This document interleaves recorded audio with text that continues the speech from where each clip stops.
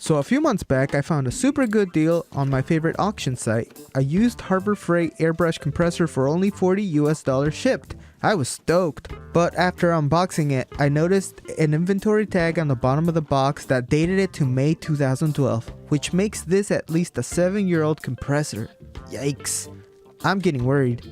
My bad eBay habits lead me to questionable purchase decisions. The seller included the manual and a freebie Pache air hose that is not originally included with this compressor. Looks a bit old, but it seems to be in good condition.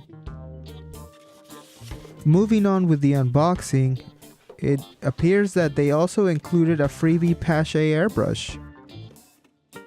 I restored this exact airbrush in another video, so go check that out. Anyway, according to the description, the compressor was being sold as is, but it powered on and it worked. In retrospect though, the description seemed kinda vague. But on first sight, the compressor actually looks to be in near new condition. Even the front metal plate and the pressure gauge still have the factory protective film, so that's a good sign. Well, I'm gonna plug it in and verify that it is in working condition. As soon as I plug it in, it powers on. Whenever I buy electronics, people always seem to ship them with a power switch powered on, and I never bother to check to see if they're in the off position before plugging them in. So sometimes with loud devices I get pretty good jump scares. The compressor comes with one of these coily airbrush hoses. I'm not a big fan of these hoses because I feel they restrict your movement. But for the sake of this video, I'm gonna go ahead and use this to test the airbrush compressor. Though for convenience sake, I will be using my own quick disconnect fittings.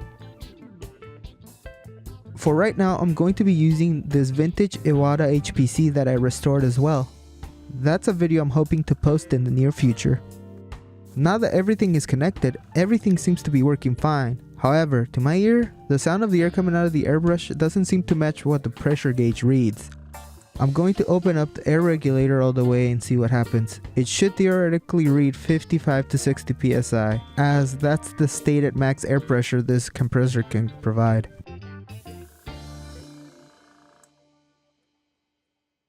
The intensity of the airflow did increase, but the dial keeps reading pretty low.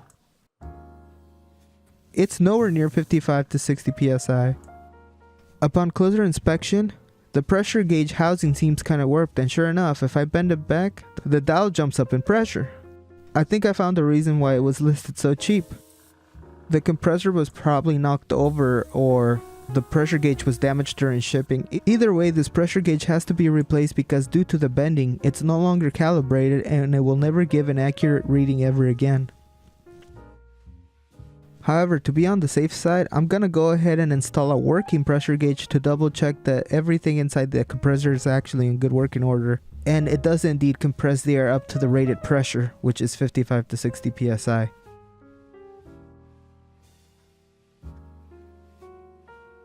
I'm gonna snug everything up, but not too tight as I don't want to strip anything. And this will only be a temporary gauge until I get a proper replacement. After it's installed, I power it on again, and this time it does pressure up to the correct pressure. So that confirms the compressor itself is in proper working order.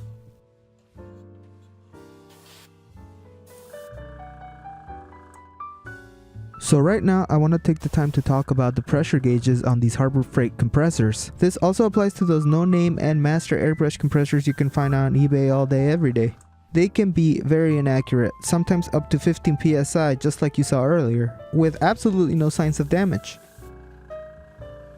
If you've struggled to get good airbrush results with a compressor similar to this one, try checking the pressure of the gauge for accuracy. If the pressure is off even though the dial says otherwise, your airbrush will not behave predictably and won't atomize the paint properly. I feel this might have been the case for this particular compressor because the seller did state it worked, but it probably didn't work properly for him because of the pressure gauge. The old gauge was a dud. Removing the housing reveals how badly bent it really was. This damaged gauge would never be able to provide you with an accurate reading. So after testing, I depressurized the air compressor and removed the temporary pressure gauge.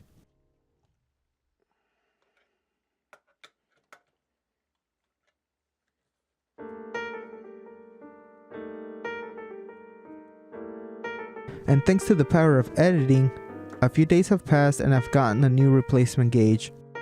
This one is much smaller and very identical to the old one. I used a bit of Teflon tape on the thread so that the regulator won't leak air from there. After it's all put back together, I power it on for a final test, and this one's accurate too. It reads identical to the working gauge. While these compressors can compress the air up to 50 or 60 psi, in reality, they can continuously put out about 35, sometimes 40 psi. The compressor will perform very well if you use lower pressures. But if you use higher pressures or spray large areas, this might not be the best compressor for you. So now I take it to the spray booth to do some real airbrushing tests with it. There isn't much room to work with here, so I'm just gonna place the gauge here so you can see what pressure I'm working with. And I'm gonna be using one of my favorite airbrushes. It's super comfy. Remember, to correctly set the pressure on your airbrush, you must press the trigger to get the airflow going, and as the air is flowing, you set your regulator to the desired pressure. In this case, I will be setting it to 20 psi. I hardly get to use this nice Mr. Color green, so I'm going to be using this color for this test. As usual, it's thin, 1 part thinner, 1 part paint. Disposable spoons are great for testing paints and practicing airbrushing in general.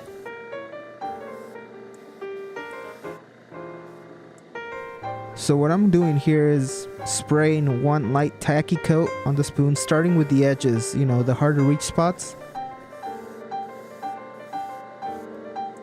And after a couple of minutes, I go ahead and spray my second coat. And I'm just gonna lay it on heavy for this test. But I really want this paint to flow, as I really want to put this compressor through its paces.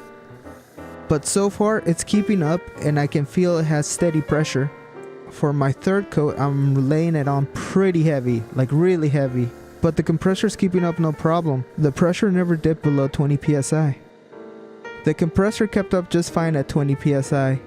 It had plenty of CFM to properly atomize the paint. I think it looks great.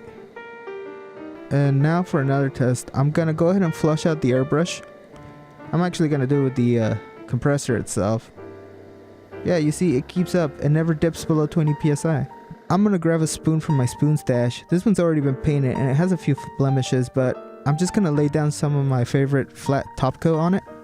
And I'm gonna set the pressure this time to 25 psi. And this is the max I would go with this type of compressor, to be honest with you. Because at higher pressures, I think you'll start getting pulsating, because the airbrush compressor won't keep up with your high air demand. The compressor's keeping up just fine at 25 psi. The pressure gauge never dips below 25. I can really lay down this top coat heavily.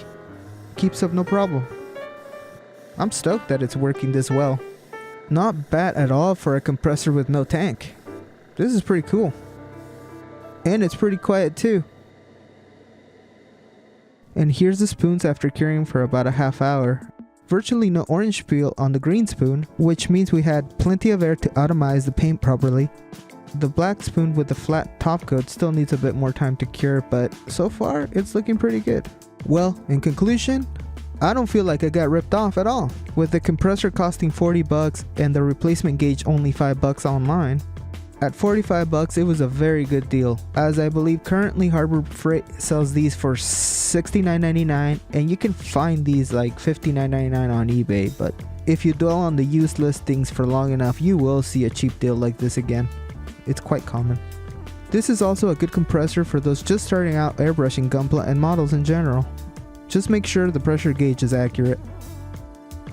Because this is still a small channel, it appears since March, YouTube has tweaked their algorithm and the channel hasn't been getting much exposure lately. So if you liked the video, please share, like, and subscribe. This will let me know I'm doing something right and motivate me to keep making these Let's Fix It videos.